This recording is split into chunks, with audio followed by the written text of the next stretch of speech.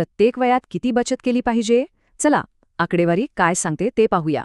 अमेरिकेत वयाच्या 60त असलेल्या कुटुंबांची सरासरी नेटवर्थ आहे एवढी.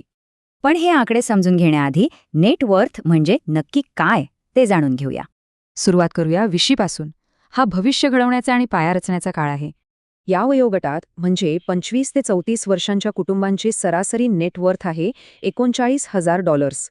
या टप्प्यावर रकमेपेक्षा सवय महत्वाची आहे.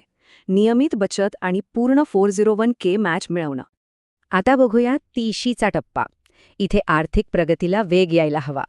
35 ते 44 वयोगटात सरासरी नेटवर्थ तब्बल $1,35,000 वर पोहोचते. या दशकासाठी बेंचमार्क काय आहेत? वयाच्या 30 पर्यंत पगाराच्या 1 पट आणि 40 पर्यंत 3 पट. पण 30ला सर्वात मोठा धोका आहे लाईफस्टाईल इन्फ्लेशन. म्हणजे पगार वाढला की खर्चही वाढतो. आता वळूया 40कडे. या वयात आधीच्या सवयींचे परिणाम स्पष्ट दिसतात. 45 ते 54 वयोगटात सरासरी नेटवर्थ $2,46,000 पर्यंत पोहोचते. इथली उद्दिष्ट मोठी आहेत.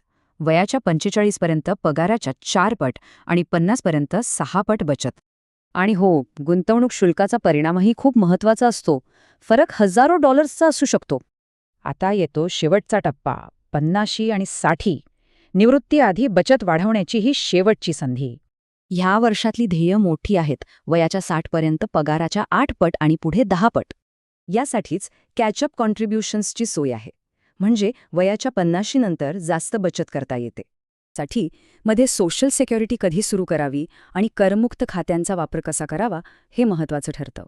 पण मग अनेक जण ही ध्येय का गाठू शकत नाहीत? कारण आहेत काही सामान्य अडथळे. पण खरं तर आर्थिक यशाची गुरुकिल्ली या 4 सोप्या तत्वांमध्येच दडलेली आहे. म्हणजेच नियम सोपे आहेत, पण खर्च करण्याच्या मोहांवर नियंत्रण ठेवणं हेच खरं आव्हान आहे. शेवटी एक प्रश्न. चांगलं भविष्य घडवण्यासाठी आज अशी कोणती एक आर्थिक सवय बदलता येईल?